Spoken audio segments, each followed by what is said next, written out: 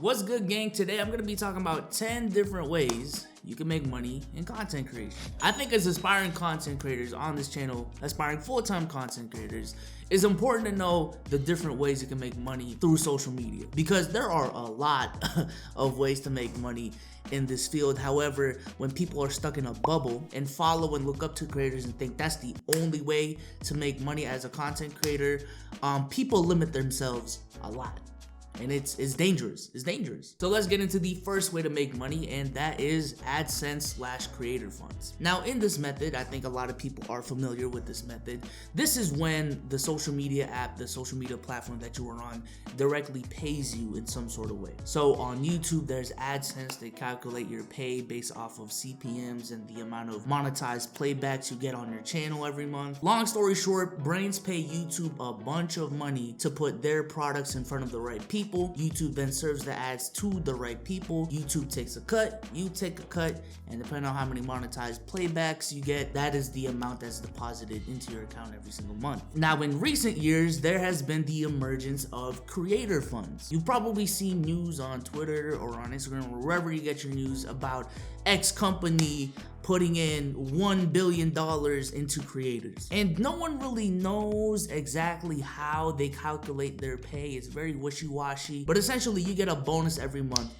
depending on how many views you get. And in the meantime, this is the solution that companies have to pay creators for short form content, for TikTok specifically. There's the IG Reels bonus, there's the Shorts Fund, there's the TikTok Creator Fund. And while certain creators do get paid a lot because they get, I don't know, hundreds of millions of views every single month, and it actually adds up to being something substantial, for a majority of creators, creator funds do not make a dent in their bank account, if I'm being honest. Maybe you can go out a couple nights with this money, but that's about where it stops. You can hear a lot of testimonies from creators that are in these programs that get, I don't know, 5 to 10 million views a month and get paid less than $1,000. For reference, 5 to 10 million views a month on YouTube for a majority of niches out there nets you in the 5 figures for that month. But hey, it's better than nothing, I guess, for now. Now let's talk about brand deals. Depending on the creator you talk to, this is probably where they make most of their bread, and the likelihood of that increases if you're talking to a short form creator. Like I said previously, generally speaking, for short form creators, the creator fund is just not enough to pay the bills.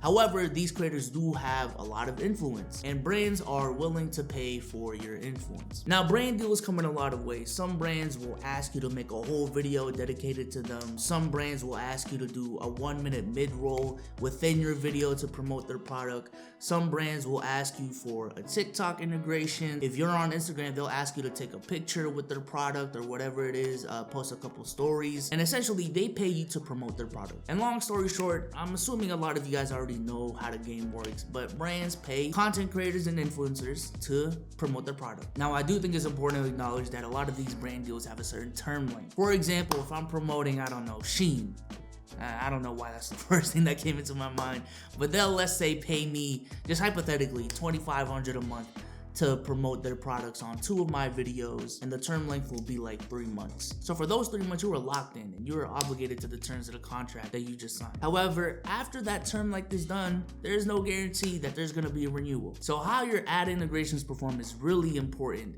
in this method, and also having the networking skills and possibly a management that'll consistently get you brand deals is really important. Honestly, brand deals can be its own video. I know there's a couple channels out there that just specialize on brand deals. Like, it's insane. Similar to brand deals, but not exactly the same, are affiliate links. There are certain brands and companies out there that offer an affiliate program, which after you apply and they approve you, most of the time this is a really simple and easy process. You will then get a link that you can post wherever, whenever on your social media platforms. You're not tied into any contract length, contract term, or any obligation of that matter. From what I know, you can be much more transparent about the product as well. And how you get paid is when people click on your link and buy a product on the website. It doesn't even have to necessarily be the product that you promoted. You then get a commission from their purchase. Now, making money through affiliate links and affiliate programs is, to me, is iffy. It's iffy because if you're a creator that does brand deals as well, mind you, for brand deals and a lot of what you do, your influence is your main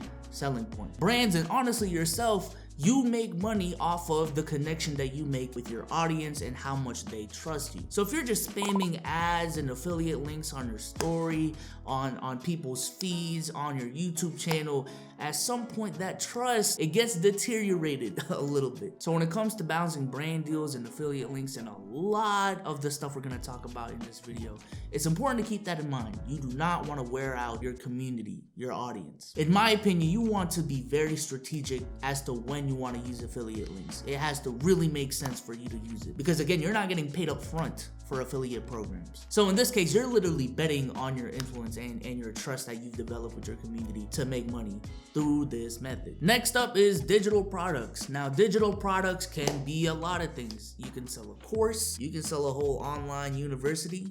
Shout out to Hustlers University. You can sell an ebook, you can sell presets. I guess NFTs fall in this department. Essentially, if you can produce something that you can put online and produce an infinite amount of times, and it has a very low managing / reproduction cost, that's pretty much a digital product. You might spend a lot of money initially making it, but throughout the length of that product's lifespan, that's what it is. Unless you're making a course, you can make updates, etc., etc. But for the most part, again, if you're selling an ebook, that's pretty much it. What differentiates digital products from the rest of everything I just mentioned is one, again, the production cost. Once you make it up front, for the most part, you don't have to manage the product that you made. Next up is donations. This is pretty self-explanatory. It's when people donate to you. You see this a lot from streamers. People donate them money to display a message on the screen or to do a text-to-speech thing. A majority of the time, the streamer acknowledges the donation, says thank you, etc., etc. For example, on the Let's Keep It a Buck podcast, when we do live stream,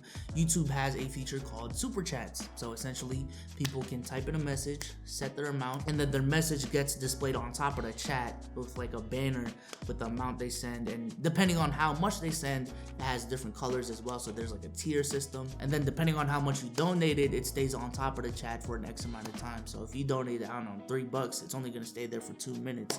But if you donated like $100, it's gonna stay there for like an hour. And this isn't only on YouTube. Twitch has its own variation, Instagram has its own variation, TikTok has its own variation. And honestly, you can do this on any single platform as long as you have something like a Venmo or a Cash App or a PayPal. You just tell people to send you money on those platforms, and that's a form of donation. Personally, while I do think it can be lucrative for a lot of content creators, depending on how you implement it, I don't think it's the most reliable way to make money unless it's something that you incorporate really well into your brand and into your product. So for the podcast, when we do live stream, we make an emphasis on super chats. When a person donates $50, $100, I literally have a sound on my soundboard dedicated to those amounts, and we make a big deal about it. Whoa, let's stop what we're doing. They just donated X amount. Whoa, thank you, X, Y, and Z. And because of other factors as well, we've developed a really good community on the podcast. So long story short, for the podcast, what we found for the last 4 to 5 months, it's been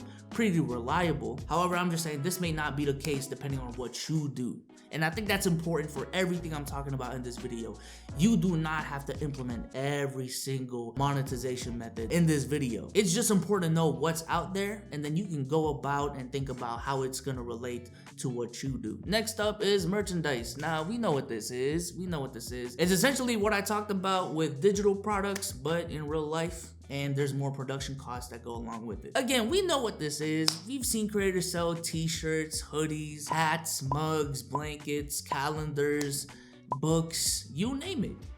It's a way for your supporters to show support in real life. I think it's very cool. I did merch. I'm not even gonna dive into it, but essentially I got scammed when I first did this, but I did have merch in like 2017, 2018, and it was extremely cool to see people actually wear something that has, my branding on it. And mind you, these are people that I've never met, but they found what I do valuable enough to invest even just $15, $20 into a t-shirt or a hoodie. Now let's talk about memberships. Memberships are exactly what they sound like. You pay X amount a month to get access to X amount of content or whatever it is that a creator offers. A lot of social media platforms are offering this now.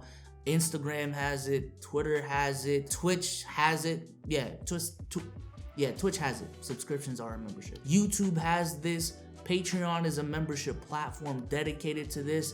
OnlyFans is a membership platform. It's becoming big. It's already big. You can argue that this is the most reliable way to make money on social media. Now, it's important to know the differences between all the platforms. For example, Patreon is gonna offer you a bigger split than YouTube and definitely Twitch. However, YouTube and Twitch definitely have their own pros as well. For example, on YouTube, you have access to a much larger fan base and community. It's much easier for a user to click a join button to join a community than going to a link, signing up for Patreon, going to a different app to consume your content. On YouTube as well, if you're live streaming, people can gift memberships as well. You cannot gift a Patreon membership right now. On Twitch, it's the same thing. But going back to Patreon, in exchange, one, you get higher splits, and two, you generally have more creative freedom. It depends on the platform, but you may also have the option to set your own tier prices as well. You can have one tier like I do on my Patreon. You see what I'm saying? Links in the description. And in this Patreon, I primarily provide an exclusive podcast that only my supporters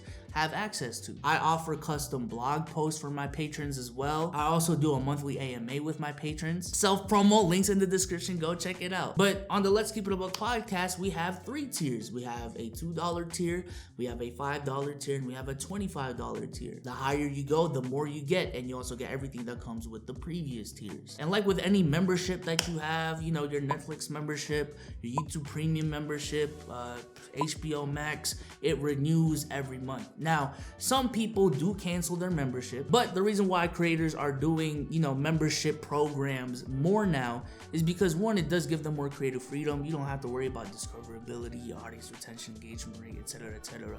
once you get people in that door. And two, it's income every single month that renews. Now, some people do cancel, but what I feel like the industry has found is that people do get lazy and they just forget they signed up for, you know, X program, and just keeps renewing until they realize that, oh, you know, this is something I don't really use. Now, it is your job to retain as many members as you can. However, aside from maybe one thing in this video, this is the only one that's consistent every single month that does recur, and it's easier to kind of depend on. Now, the next couple of things I'm gonna be talking about doesn't really relate to what you can do with your brand. However, it's services that you can provide to other people. Now, on this channel, I've mentioned the fact that you can make money on the back end of YouTube, the fact that you can make money helping other channels in their journey as well. And there is no rule in the rule book that says you can only be a content creator or help in the back end. You can do both. You can do both, and that's what I'm doing. So the first role let's talk about is being a graphic designer. Now, being a graphic designer entails a lot of things. You can be the guy responsible for making Instagram posts for a brand or a creator. You can be the guy that's responsible for making banners. You can be a person that makes emotes for the chat. You can make a person's profile picture. But when I use the term graphic designer and in the YouTube space, the main thing that does come to people's mind is a thumbnail designer. A thumbnail designer is very valuable. It's the first thing people see when people come across your video. It is a YouTuber's rap album cover, essentially. Not rap album, just the album cover, essentially. It's very important. It's very important. Now, prices do vary. I wouldn't expect a 17-year-old content creator who has 1,000 subscribers to have the budget to pay me $1,000 a month. However, if I'm working for Mr. Beast, bro is probably gonna pay me $10,000 a month. It also depends in the niche and the community you're in. And fuck it, let's start smoke. I want the smoke. In the 2K community, y'all do not charge enough. Sorry, y'all do not charge enough. And as graphic designers, y'all are not asking enough, and y'all are settling for these low prices. However, if you go to another community, people are charging way more per draft. And speaking of, depending on who you work with, they can charge per thumbnail draft. They can also just give you a monthly rate. There's a lot of ways you can negotiate prices. And a lot of what applies to video editing as well. Now, generally speaking, video editors are more expensive than graphic designers. Video editors, in my opinion, are still more valuable than graphic designers. You know what I'm saying? They make the content that you watch. And even if we want to talk algorithm talk, audience retention is a really big metric on YouTube. So having a video editor that can give you really good audience retention is really valuable. But I don't want to repeat a lot of what I said for graphic designing. And in terms of pricing and ranges, again, it's very similar to graphic designing. It depends on the client. And it also depends on the niche and how you negotiate yourself. You can also be a channel manager. Now, what a channel manager does is essentially they don't edit, they don't do graphic designs or they could, but for the most part, that's not their primary role. Their primary role is to essentially handle the rollout of content. And depending on the platform, maybe they do a little bit more. If you're a channel manager on YouTube, maybe you do community posts here and there. If you're on Instagram, maybe you do a couple stories. It depends. I'm gonna just use YouTube as an example. So if I'm hiring a channel manager, I'd most likely want you to coordinate with the editing and the designing team, right? Ask them, yo, is this video ready? Yo, is this thumbnail ready? Etc., etc. And then I'd like you to coordinate with the video editor, ask them if the video is up, and then it's gonna be your job to handle the uploading process. Put the title that the team decide on. It might be your job to decide on the title. Put the thumbnail that the designer made. Make sure all the proper links are in the description. Schedule the upload. Add an end screen. Add mid-rolls. That's gonna be your job. And depending on the role, it could be a little bit more. Maybe it's your job to send that video to the brand that you did an ad integration for, or that your client did an ad integration for. I think it's very important to realize that with these back-end roles, that it depends a lot on what the client is looking for. And you can also have a lot of crossover into different roles. You can also combine roles as well and charge more. So similar to a channel manager, but not exactly like a channel manager, you can also be a consultant / strategist. This is a person that's very knowledgeable about a certain platform. This is a person that can guide a brand through content strategies, can identify a creator's target audience, give them advice on how to tap into that more, give advice on how they can grow their channels to reach their goals, be a first line of contact for any social media questions about their business. Just essentially be a first line of contact for any social media questions. That is what a consultant is. That is what I am. Actually, like I mentioned before, my role I feel like has a lot of ambiguity. For example, on Playback, I would not pigeonhole myself to just being a graphic designer or a strategist or a channel manager. I would actually say I do every single one of those roles. I do the thumbnails, I come up with content strategy plans, and I also manage the uploads. That's 3 roles right there that I can do. Next is probably the most unorthodox way to make money on social media, but you can do guest appearances. You can do public speaking and make money off of it. In a micro scale, I don't know what word, but just recently there was a rumor that Aiden Ross paid like Ash Cash $10,000 to be on her live stream. That's a form of guest appearances and being paid for a guest appearance. When you go to VidCon or TwitchCon or TED Talk and they have a certain panel, I'm assuming at least, I don't know exactly what goes on, but I'm assuming at least that these creators do get paid for that. Now, you do have to be at a certain level to get access to this monetization method. I'm always on the verge of forgetting the word, but here I am, I'm bouncing back. But again, the whole point of this video is just to consider what's out there. But there you go, that is 10 ways to make money on social media. Now, like I said in this video, you don't have to do everything I talked about. You can combine it in a certain way that works just for you. And that is what I did in this video right here, where I explained how I make 100K a year and the combination that I use. But with that being said, I'm gonna catch you in the next one. Go check out the Patreon, links in the description. And peace out. Shout out to my towel. It's hot as fuck in this room.